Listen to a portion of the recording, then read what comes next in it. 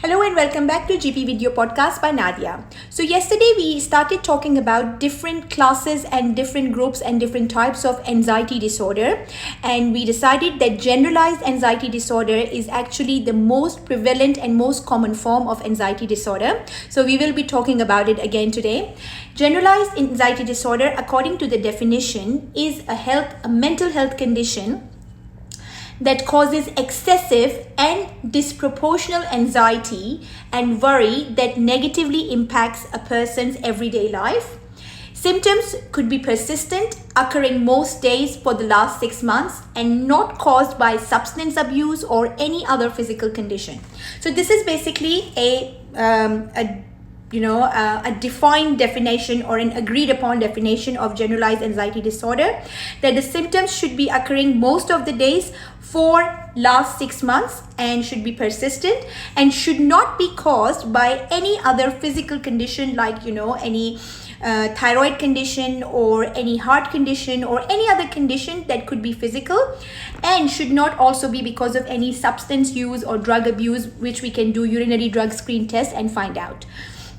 And the other conditions can also be found out by different blood tests and scans and proper history taking and examination. So that is generalized anxiety disorder, and the presentation would include both emotional and cognitive symptoms and physical symptoms, because mental health conditions can cause physical symptoms, as we know that physical symptoms can cause mental health conditions, like any physical illness can lead to anxiety and depression. Similarly, anxiety and depression and other mental health conditions can cause physical symptoms like palpitations, chest pain, sweating, and all of that. So what are the emotional and cognitive symptoms of generalized anxiety disorder? They are excessive worrying, unable to control the worrying, restlessness, difficulty relaxing, easily tired, fatigued, and difficulty concentrating. While what are the physical symptoms? They could be muscle tension, palpitations, sweating, tremors, gastrointestinal symptoms like abdominal pain and diarrhea, headaches, and sleep disturbance. So these are the symptoms that a person with generalized anxiety disorder would be presenting with. Not all of them, but most of them. So in terms of the treatment, cognitive behavioral therapy or CBT is actually the first line treatment in psychotherapy. But generally people who have generalized anxiety disorder actually need to be treated with both cognitive behavioral therapy or psychotherapy along with the medications. Because why not? Why should we live with a condition which is impacting our daily lives when we can take tablets for sugar, we can take tablets for blood pressure, for thyroid, for cholesterol? Why shouldn't we take tablets for a mental health condition? So the first line of the medication to use for generalized anxiety disorder is called selective serotonin reuptake inhibitors or SSRIs, in which sertraline is the first choice. So SSRIs also have 5 to 6 kinds like escitalopram, citalopram, fluoxetine, sertraline. But sertraline is actually the number one medication for generalized anxiety disorder, though we can use other ones as well in different conditions, which I will talk about some other time. But yes, so sertraline is number one. Then number two, which is 1 tablet daily regularly, and we start with the smallest dose. So smallest dose is 25 milligram for sertraline. So we start with that, 1 tablet daily. The other choices are SNRIs or serotonin noradrenaline reuptake inhibitors, in which we have venlafaxine and duloxetine as the favorite one. So either we go with sertraline or venlafaxine or duloxetine, and if we don't want to go with any of these three, then we can go with others like fluoxetine, citalopram, any one of them we can go with. But these are the top 3 choices. So in SSRIs, our first choice is sertraline, or we go with SNRIs, in which we have venlafaxine or duloxetine. Any one of them, 1 tablet daily regular. The acute episodes of anxiety can also be treated with 2 weeks of benzodiazepines, which is diazepam usually.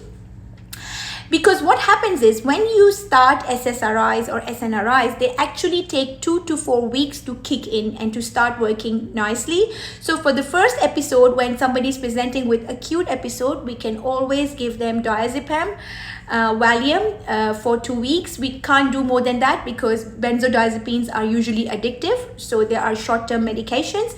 And again, while a patient is on these SSRIs and SNRIs and still experiences acute episodes, we can again treat them with diazepam for 2 weeks. And also, if we think that the particular antidepressant, so these medications are antidepressants / anti-anxiety medications, if they are not working, then we can wean them off and change them over to another SSRI or SNRI. Okay, but yes, diazepam or Valium or benzodiazepines can be used for short periods of time, like for 2 weeks, for treating acute episodes, especially when we start someone on an SSRI, because an SSRI or SNRI takes 2 to 4 weeks to start working.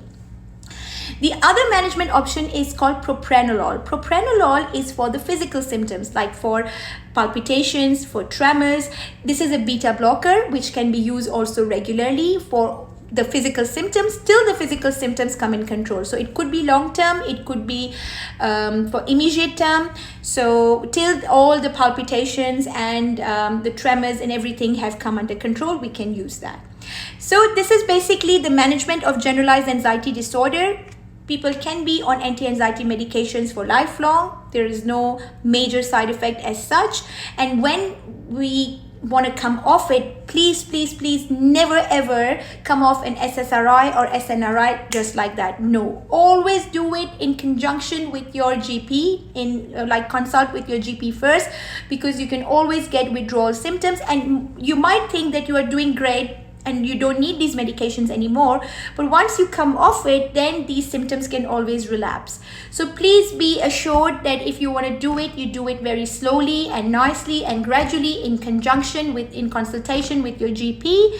And then when you come off it, then GP will monitor you, and if you have the relapse again, then he can restart you on those, but never ever do it by yourself. Alrighty, I'll talk to you guys later.